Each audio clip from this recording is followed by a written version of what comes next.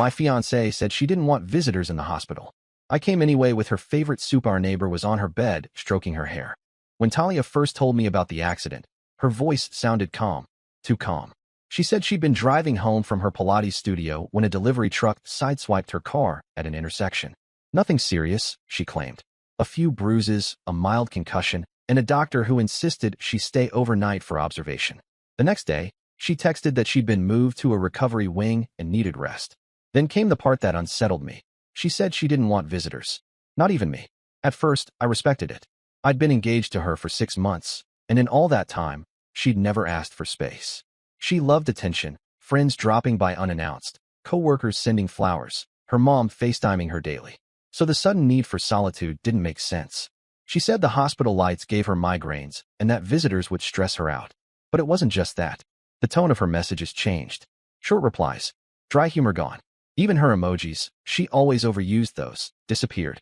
When I offered to bring her favorite mushroom soup from Rosemont Deli, she said she couldn't stomach it. Hospital food's fine. Something about that answer stayed with me all week. By the 4th day, I couldn't sit still. I'd rearranged my workspace 3 times, half-heartedly responded to clients, and stared at the takeout menu from the deli for an hour. The thought of her lying there, alone, didn't sit right. I decided to ignore her request. It wasn't stubbornness, it was instinct. It was a cloudy Wednesday evening when I finally drove to the hospital. I picked up the soup anyway, just in case she changed her mind. On the way there, I tried convincing myself it was normal for people to need space after trauma, but a faint dread gnawed at me. When I reached her floor, the nurse at the desk recognized her name immediately. She smiled politely and pointed toward the corner room, second from the end.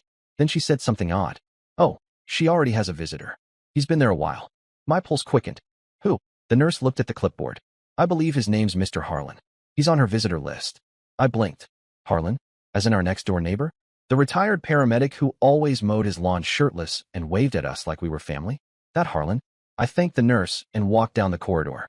The door was half open, and for a moment I stood there frozen. The faint smell of antiseptic mixed with lavender lotion drifted out. I heard a low hum, the soft rhythm of someone speaking gently. When I stepped in, the first thing I saw wasn't her. It was him.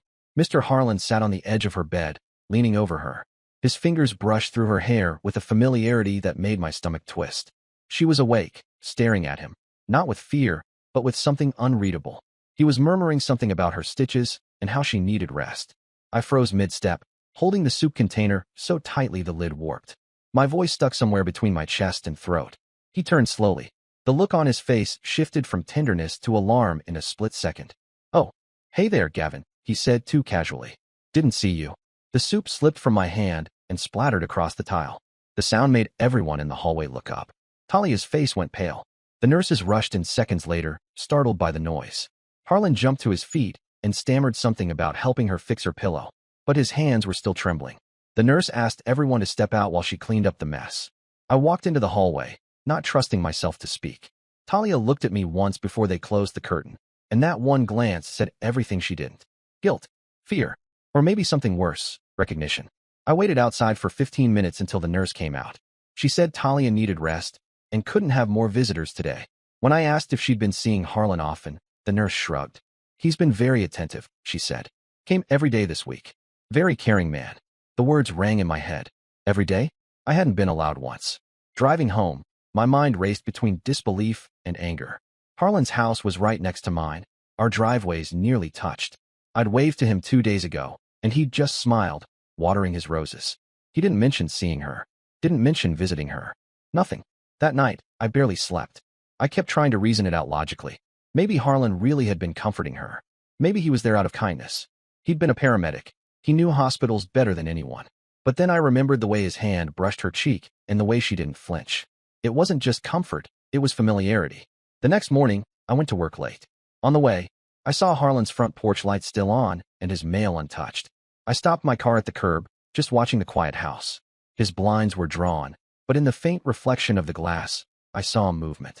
Someone walked past the window, a silhouette that looked like a woman. By afternoon, curiosity outweighed hesitation. I stopped by the hospital again, pretending I'd left something behind. When I asked the front desk about Talia's room, the nurse frowned. She's been moved to a private suite, she said. Second floor, room 218. She's resting. Moved? Without telling me. I took the elevator, clutching the leftover soup container like it was proof of something.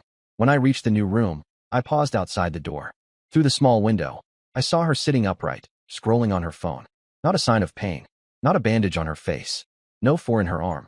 I stepped in quietly. She looked up, startled. "What are you doing here?" she asked, her voice flat. I set the soup down. She didn't touch it. Her skin looked pale, but her expression was guarded. She said she'd been moved because of privacy issues. Apparently, too many nurses came in and out of the last room, and she couldn't sleep. But there was something else in her tone, something rehearsed. When I mentioned Harlan, she didn't even blink. She said he'd been helping her after the accident, that he'd been there when it happened. That stopped me. The police report had said the accident occurred at midnight on Oak Ridge Drive, nowhere near Harlan's house. He'd told me days ago he didn't drive at night anymore because of his eyesight. The story didn't add up. After I left, I sat in the hospital parking lot for almost an hour. Every instinct screamed that something was off. She wasn't just hiding something. She was protecting someone. Later that evening, I went through the security footage from my door camera. Our houses were close enough that the corner of Harlan's driveway showed up on my feed. I scrolled through the past week and froze on Tuesday night. There she was, Talia, in her gray hoodie, walking into Harlan's house at 10:43 p.m. She didn't come out until after midnight. I replayed it 3 times, hoping my eyes were wrong. But it was her. The way she tucked her hair behind her ear, it was unmistakable. My hands shook as I shut my laptop. The accident had happened the next day. That was when it hit me. She didn't want visitors because she didn't want witnesses. The next morning I woke up before sunrise, haunted by that clip from the security camera. I sat in my kitchen, staring at my coffee until it went cold. The idea that Talia had been walking into Harlan's house so casually made my head buzz.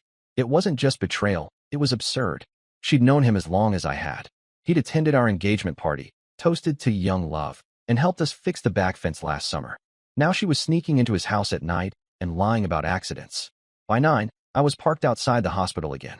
I told myself I wasn't going there to confront her, only to get clarity. But deep down, I needed to see how far her performance would go. The receptionist recognized me. "Oh, Mr. Davies, your fiancée was moved to another suite last night." "Again?" "Yes. Room 224. She said she wasn't feeling safe in the old one." I thanked her, but didn't move immediately. The words, "not feeling safe," rattled around in my head. Safe from what? Or from who? When I walked into the new room, Talia looked startled, like she hadn't expected me to find her again. She was dressed differently, cleaner hair, some makeup, phone in hand. The injured patient act was falling apart. I asked gently if she was okay, and she smiled without meeting my eyes. She said she'd just been through a lot and needed to heal mentally. I told her I'd stopped by the night before and had run into Harlan. The moment I said his name, she tensed. She explained that he'd helped her after the accident, that he'd been driving by when it happened. He'd pulled her out of the car, called for help, and taken her to the ER. It sounded rehearsed, too smooth, too polished. But I'd already read the accident report online. It listed no witnesses and said emergency services had been called by a pedestrian, not a driver. And it happened miles from where Harlan lived. I didn't confront her with that yet. I just asked, calmly, why she didn't want me visiting her. She hesitated, then said she didn't want me to see her like that. I pointed out she looked fine now. She shrugged, saying recovery was complicated. The conversation went nowhere, so I left. But the tension in her voice was worse than denial. It was control. She was steering the story. At home, I started digging deeper. Harlan's name came up in neighborhood threads a few times. Complaints about strange noises at night, deliveries at odd hours, visitors no one recognized. One post from 3 months ago mentioned that his wife, Elaine, had gone on an extended trip and never came back. He'd told everyone she was staying with her sister in Colorado. No one had seen her since. That discovery shifted everything. That evening, I saw Harlan outside, washing his car. He waved like nothing was wrong, his expression calm, almost smug. I asked how Talia was doing, and he said she was getting better. The tone in his voice, possessive, casual, made my skin crawl. The next day, I asked her sister, Marin, if she'd been visiting Talia in the hospital. She said no. She told me they wouldn't allow visitors, Marin said. She even said you weren't allowed in. They said it was isolation protocol. Isolation protocol. Yet Harlan had been there daily. That night, I reviewed the door footage again. 5 clips. 5 separate nights of her walking into his house. One time she was carrying a duffel bag. One night, she wore a large hoodie. His, by the color. The last recording, from the night before her accident, showed her leaving his house just after midnight, visibly upset, wiping her face. I wanted to call her, to demand answers, but part of me knew I wouldn't get the truth through a phone. I needed to understand why, What tied her to him? So, I went back to the hospital one last time. The receptionist smiled politely when I asked about visiting hours, but her tone changed when I mentioned Talia's name. Oh, she was discharged this morning. Discharged? Without telling me. I drove straight to our apartment. Her car was gone. So was her phone charger, her laptop, and some clothes. But not everything. Half her closet was still full, as if she hadn't finished leaving. At 8 p.m., my phone buzzed. A text from her, "Don't worry about me. I just need time away from everything." No mention of the hospital. No mention of where she was staying. Around midnight, my motion sensor went off. Our shared fence camera again. I opened the feed, heart pounding. Harlan's back door was open. A shadow crossed his porch. Then I saw her, Talia, stepping into his kitchen, wearing sweatpants and a hospital bracelet. I froze. She wasn't gone. She was there. The next morning, I pretended to take a walk and passed his house. Curtains closed. No sound. But the faint outline of two figures in the living room was visible through the drapes. She was sitting on his couch. Later that afternoon, I found the police report again and noticed something strange. The crash was listed under her name, but the car was registered in both our names. The damage estimate was over $7,000, yet the insurance claim had already been filed. I hadn't done it, so she must have done it from her phone. But here's the real kicker. The timestamp showed the claim was filed 30 minutes before the reported crash time. She'd filed it in advance. At that point, I knew the accident wasn't an accident at all. It was staged. But for what? Insurance money? A cover-up? Or something involving Harlan? I called the insurance company, pretending to verify details. They said the accompanying photo evidence came from an anonymous email submission, attached with a signed medical statement from Dr. Harlan Collins, her attending physician. Harlan's last name wasn't Collins. It was Harlan. His first name was Raymond. He wasn't even a doctor. He was a retired emergency paramedic. That evening, I went to the hospital again and asked the nurse at the desk if Mr. Harlan still had visitor privileges. She frowned. He was banned yesterday. Why? I asked. Someone reported him for violating visitation rules, sneaking into restricted areas. I left the hospital with my stomach in knots. Something much darker was hiding beneath this story. When I got home, I sat in my car, staring at Harlan's porch. His lights were off, but the faint glow of a lamp flickered in his upstairs window, then moved, like someone was pacing. I walked closer, quiet as possible, until I could hear faint sounds through the cracked window frame. Voices. Her voice. His voice. She was saying something about getting caught, and the report. He told her to relax, that nobody would believe anything if they stuck to the story. The story. That phrase alone pulled every thread tight. The next morning, I decided to stop reacting and start collecting. I installed a second camera facing his backyard.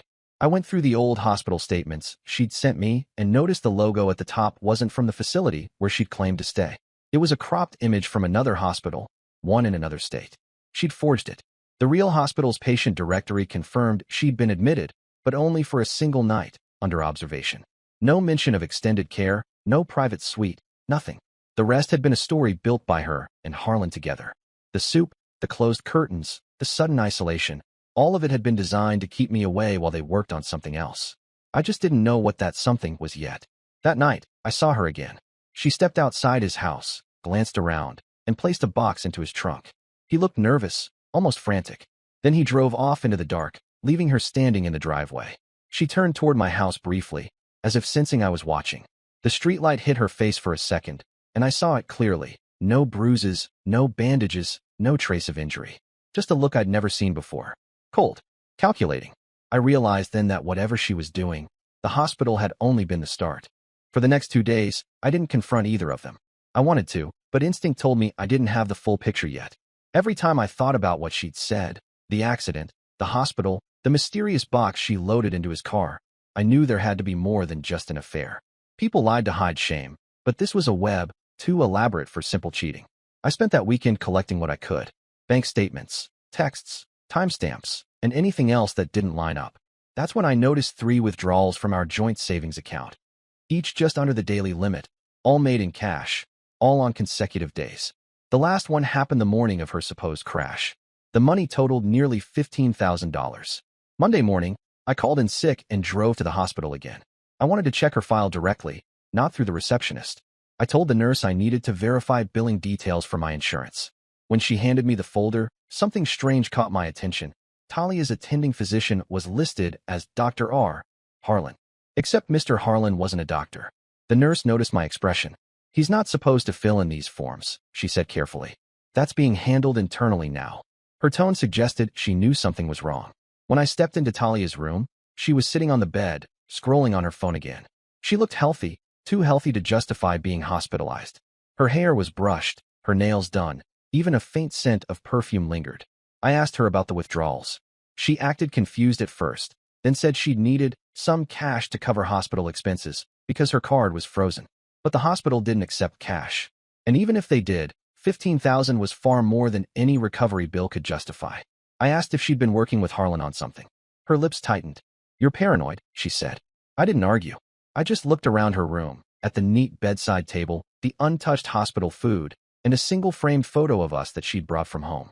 But I noticed something else too, a small paper bag under her chair with a pharmacy label. I picked it up, pretending to hand it to her, but the name printed on the receipt wasn't hers. It was Elaine Harlan, Harlan's wife, the woman who'd supposedly been traveling. She snatched the bag from my hand and said it must have been left there accidentally. Her tone was sharp, nervous. That night, I parked across from Harlan's house and waited. Around 10, his garage door opened. He walked out carrying that same box she'd loaded for him. He placed it on a workbench, glanced around, and went back inside. When the lights went off, I moved. The back door was easy to pry. Old lock, rusted hinge. Inside smelled faintly of antiseptic and bleach. The air was heavy, stale. I crept through the living room, careful not to make a sound, and reached the basement door. It was padlocked, newer than the rest of the house fixtures.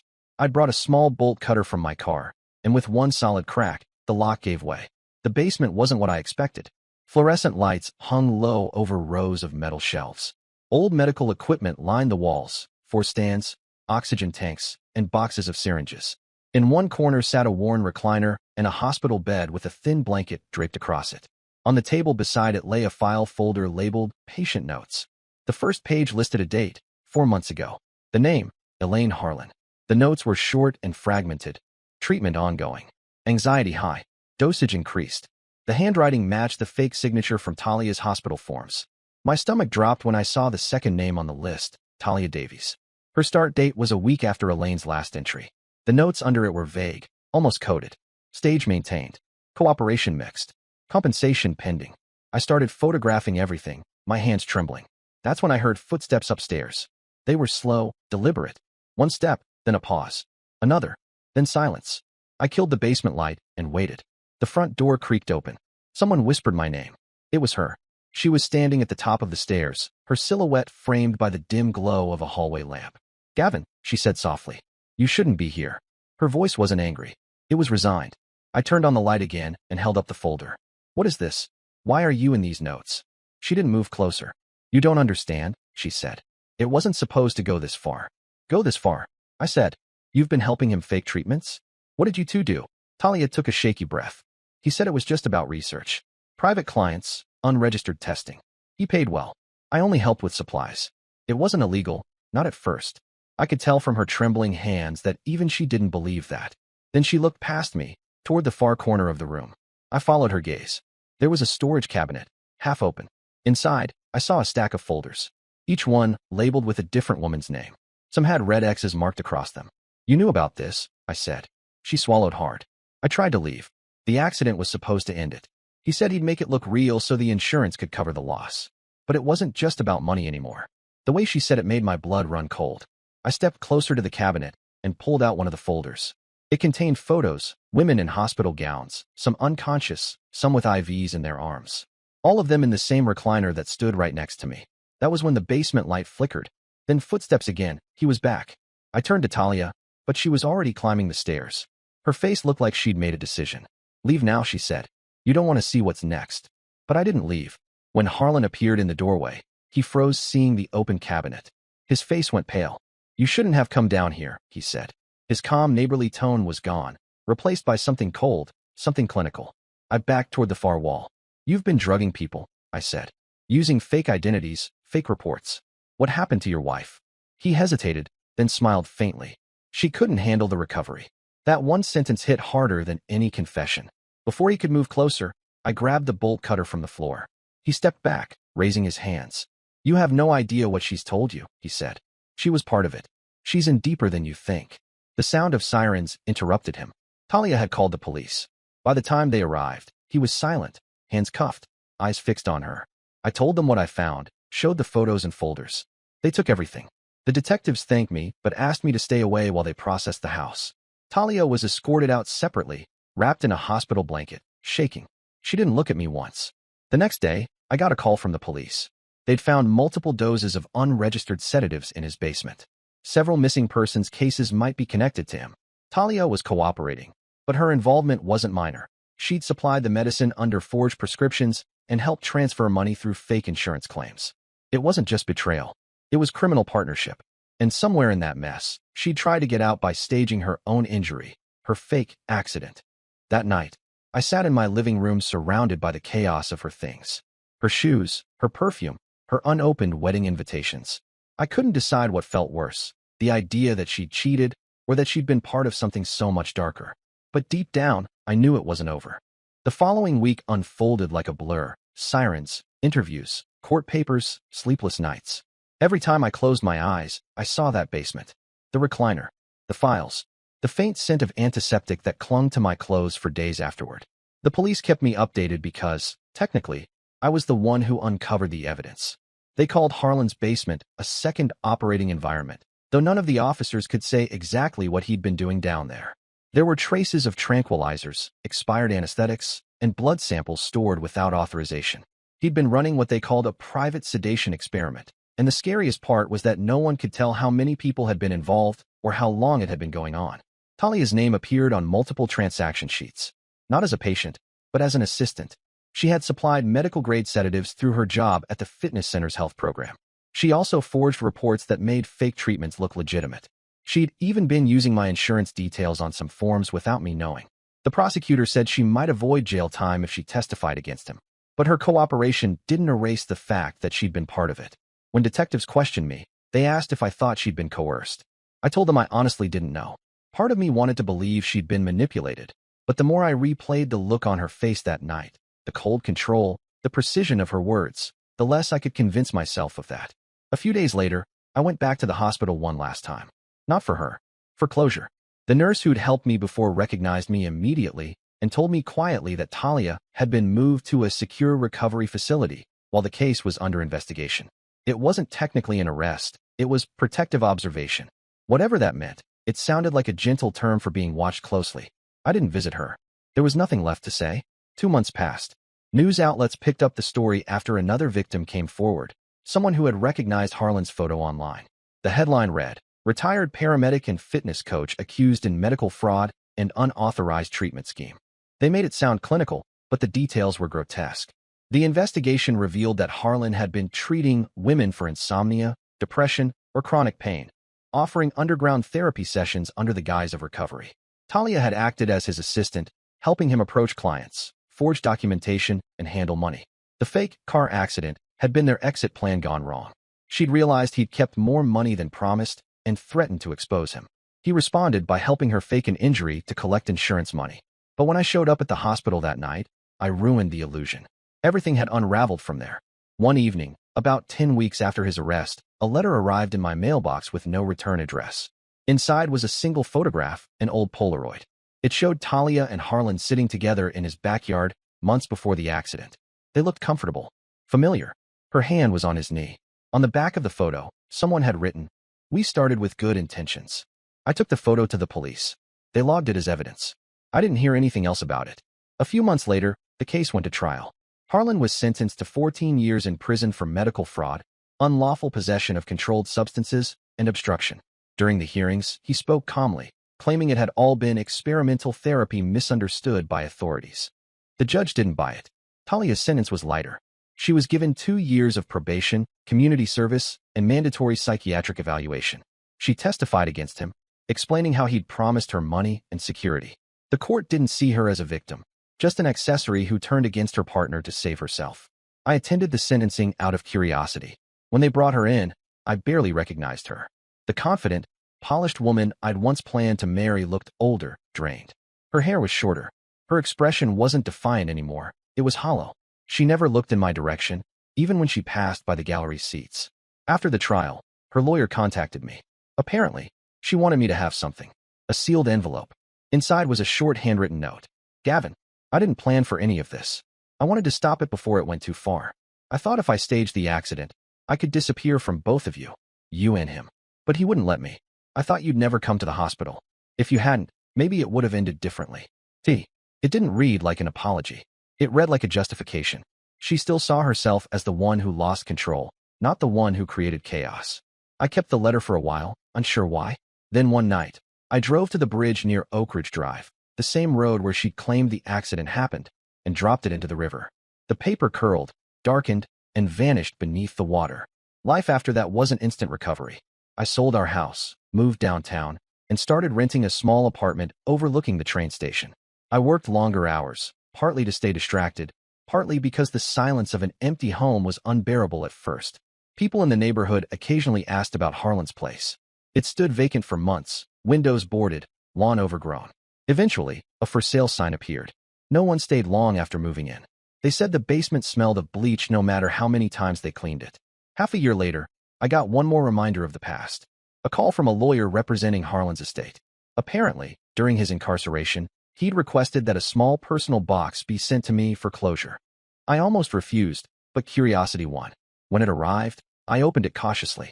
Inside were several Polaroids, more of the same type, each showing Harlan with different women. One photo, though, stood out. It was dated 2 years before I'd even met Talia. She was in it, sitting beside him, smiling, wearing the same necklace she used to wear every day. The note beneath it read, "She always came back." I didn't contact anyone.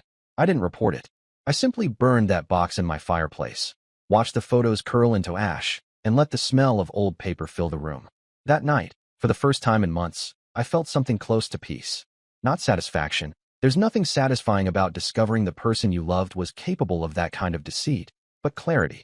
The next morning, I packed up and left the apartment. I moved to another city, changed my number, and told myself I'd never look back. But sometimes, when I pass by a hospital or hear the faint hum of fluorescent lights, I remember that moment, standing in that sterile room, holding her favorite soup, watching a man's hand in her hair. It's strange how the smallest details stay with you long after everything else fades. And sometimes, I still wonder whether the accident had ever been meant for her, or for me.